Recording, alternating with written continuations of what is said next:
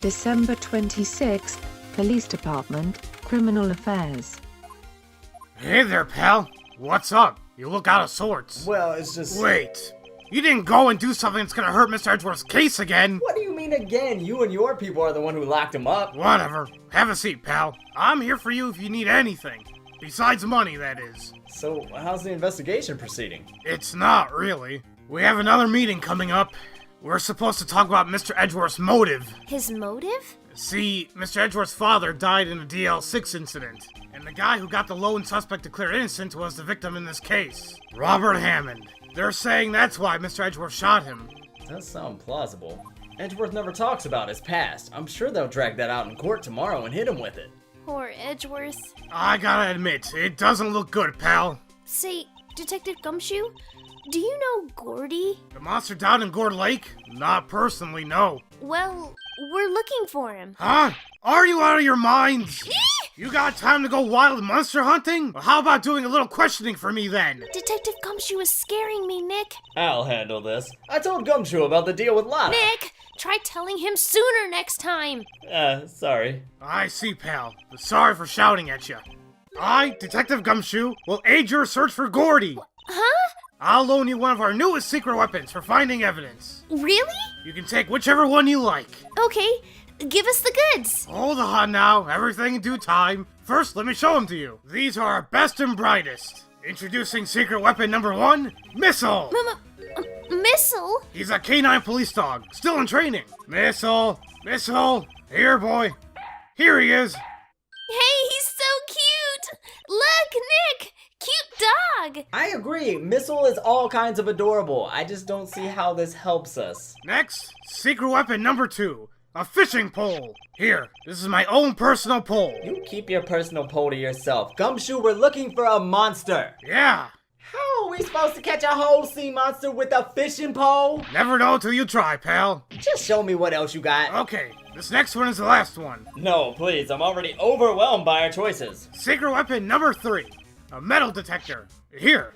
Detective Gumshoe, we're not looking for buried treasure. We're looking for something that's alive. Right. So how are we supposed to find it with a metal detector? Hey, you never know. It might have been eating soda cans. Well, which will it be?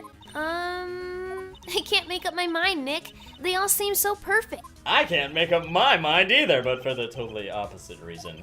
Oh, well, I suppose it can't hurt to borrow one of them. Can we borrow that metal detector? Sure thing, pal. Thanks. We'll bring it back in one piece. I'm not sure what we're gonna find with it, mind you, but... Remember, you're hunting for a monster. Anything is possible.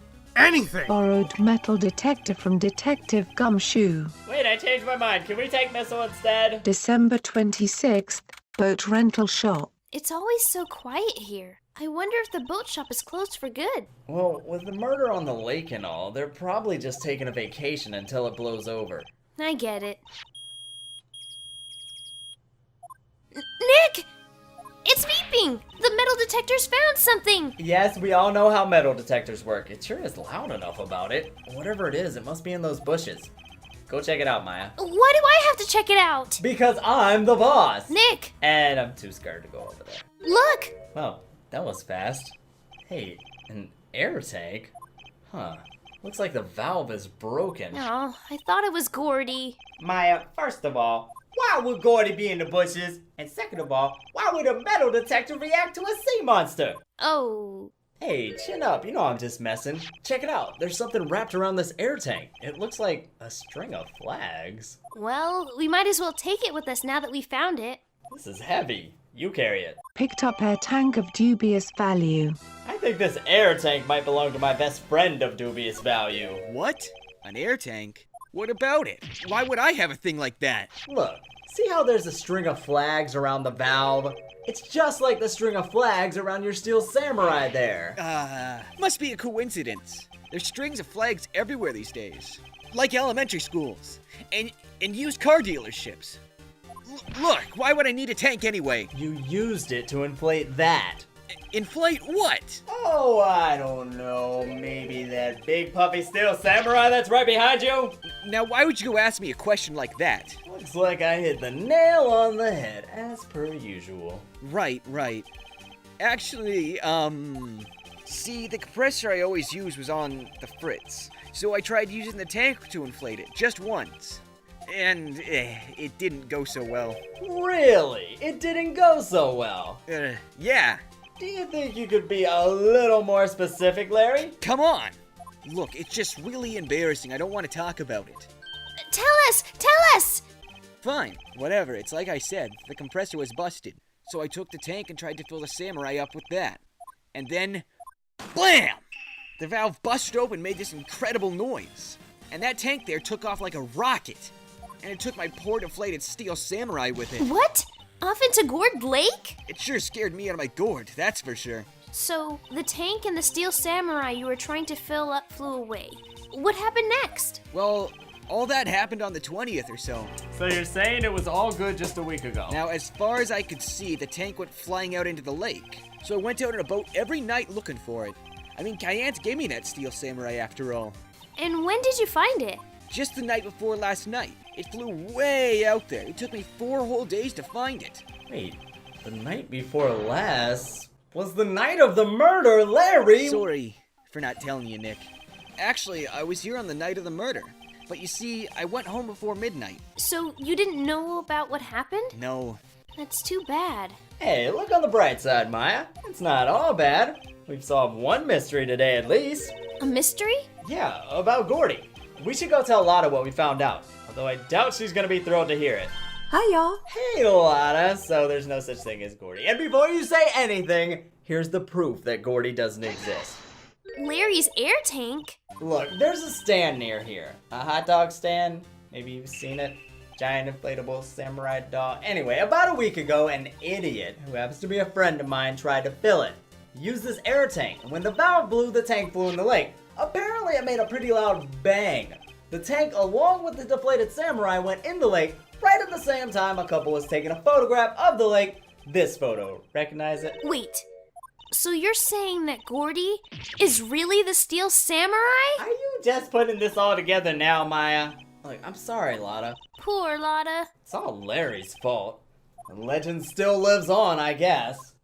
The legend? The legend of Larry, familiar to all who know him for any length of time. You'll learn. When something smells, it's usually the butts. Someone should whip that butts into shape. I have been saying that for years. December 26th, boat rental shop. Hey Nick, this is the boat shop that Lotta was talking about. Supposedly someone was here on the night of the murder, but I don't see anyone now. Well, let's go check it out anyway. Meg, that you? Hey, is that Keith with you? Where have you two been? I've been worried sick. Nick, you handle this. I think I'll leave this one up to you, Maya. Meg! Yes? Finally made up your mind, have you? My mind? You'll run the pasta shop when I'm gone. Pasta? Glad to hear it, glad to hear it. You make your old man proud. When you kids left the house, I didn't know what to think. How am I supposed to keep this place running? Polly! The kids are home! Hello! Hello! Nick! What was that? Calm down, it's just a parrot. The one on that perch right there. Keith! Yeah, hey! I leave the wet noodle in your capable hands, Sonny. Nick, what's the wet noodle? I don't know. I'm guessing it's the name of his pasta shop. That's a relief, ain't it, Polly? Hello! Hello! Wow, what an amazing parrot that is. Good morning. Hello. Hello. He ignored me. You forgot, Meg. You gotta call her name first. Her name? Polly, how you been? Hello, hello. Neat. So the parrot's name is Polly? Parrot added to the court record. Too bad all she can say is hello. Oh, Polly can say lots of things. You just need to know the secret words. The secret words? That a lawyer's badge? Yes, it is. Part of me's kind of upset that he's changing the subject so he doesn't have to tell us about secret words. The other part is secretly delighted that someone finally recognized my badge. I get it. Huh? Get what? You're not Keith. Oh, easy there. Now's our chance to clear things up. Listen, sir, as much as I would love to be a member of the Voltron Force, I'm not Keith. And I'm not Meg either. She's Maya, I'm Phoenix. We're investigating the murder from the other night. Please, help us. Alright, I'll help.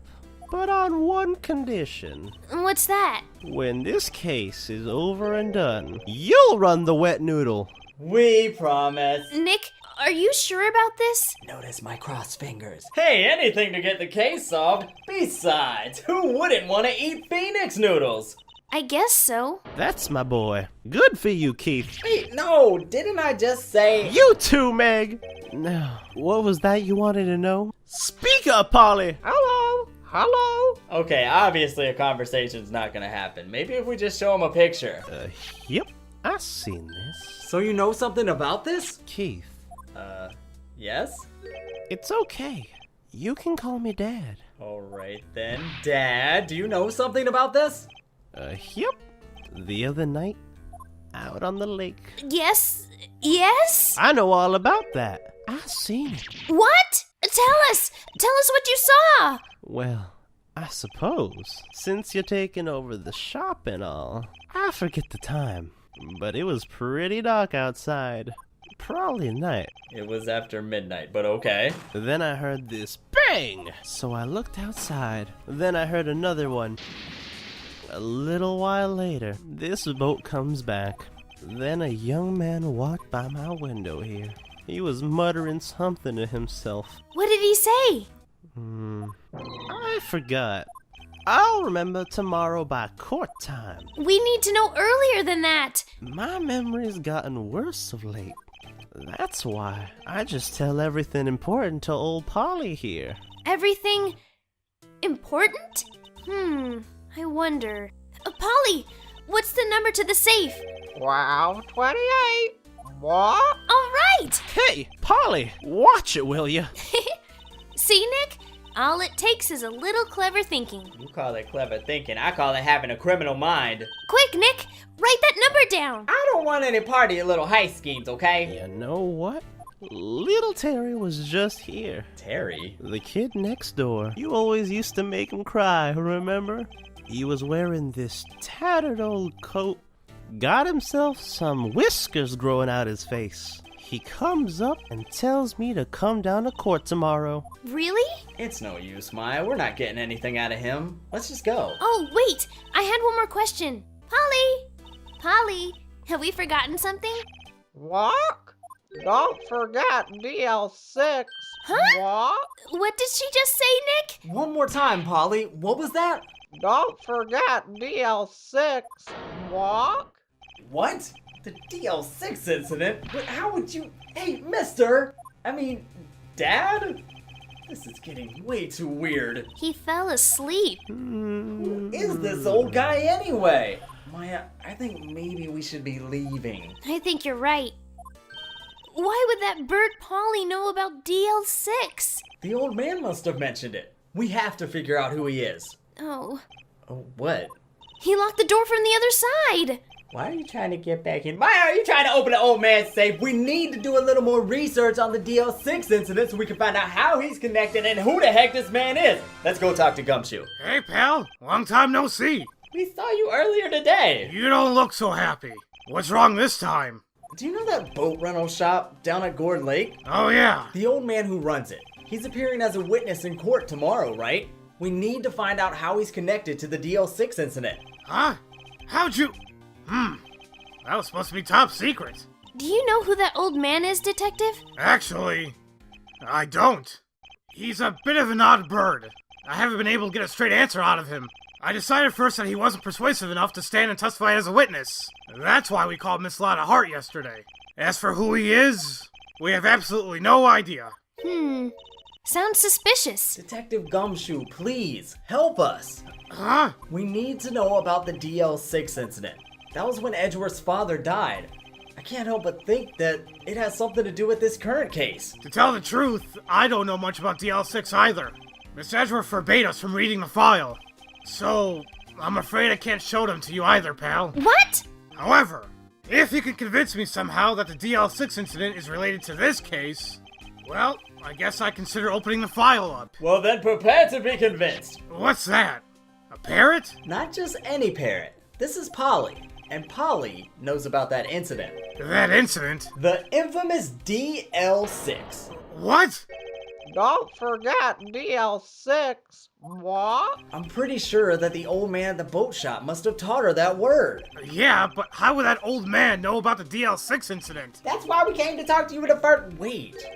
What if that old man was connected to the DL6? Nick! You think he might be? I get ya. Sounds like you need information on the DL6 incident. Through here is the station's records room. I'll give you special permission to go in and find what you need. Really? All right! Way to go, Detective Gumshoe! Okay, Nick, to the records room. I don't think anyone has ever been more excited than Maya to go look at files. Wow, it's amazingly dusty. Hey, 10 years of files, 10 years of dust. Let's find that DL6 stuff quick. 15 years ago, both me and Edgeworth were 9 years old. We were almost through with 4th grade when he suddenly transferred. Because of DL6? Nick, I found out where the file is. That was fast. Thanks. Just let me know what you want to know about the DL6 incident. I'll go get the right file. Well, first, I have to get a handle on the main facts, like a summary. Right. Summary. Found it! Here you go. Thanks. December 28th, 2001. That's exactly 15 years ago from the day after tomorrow. So in 2 days, the case is closed. The incident took place in the elevator of the district court. What? Is this the same district court where we're holding the trial now? It looks like it. There was a large earthquake at 2 p.m. that day.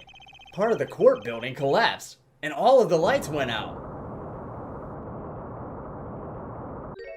Wow, that was some earthquake. At the time, 3 people were trapped in the elevator. It took 5 hours for them to be rescued. There was a lack of oxygen, and the survivors were all unconscious.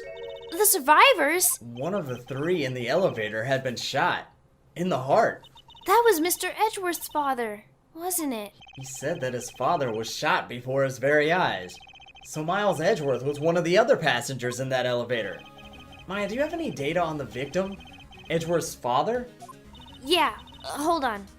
Victim. Here, found it. Gregory Edgeworth, 35, defense attorney. If he were still alive, he'd be 50. He had lost that day's case in court and got on the elevator with his son Miles. Miles? Miles Edgeworth, of course. Of course! So he was on the elevator with his father. Yeah, no wonder the guy hates earthquakes.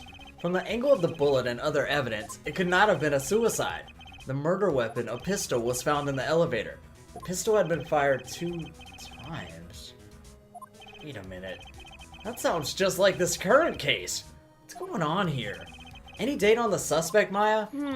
That would be the guy that got my mom arrested. Hold on. This is it. The man arrested as a suspect in DL6 was Yanni Yogi. He was a clerk in the court, apparently. So he must have been the 3rd person in the elevator. Well, then he had to have done it. Let's not rush to judgment yet. He was found innocent after all, thanks to his defense lawyer, Robert Hammond. Hammond? The victim in our case. Right. So there is a connection. It says the suspect, Mr. Yogi, was oxygen deprived. So much so that he had brain damage. He lost all memory of even being in the elevator. After he was declared innocent, he disappeared. Where could Yogi have gone to, I wonder? I have a feeling he may be closer than we think. I guess now I know in general what happened in DL6, but I still don't know what sort of impact the whole thing had on Edgeworth.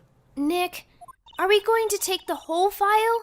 There's too much. We'll never get it out. Yeah, you're right, Maya. How about we just take what we think we'll need? DL6 case file added to the court record. Right. That's probably all we're going to be able to find out here. Now all that's left is for the trial tomorrow. I wonder how dear old Dad is going to do testifying. We'll find out soon enough. Court is back in session next time on Ace Attorney.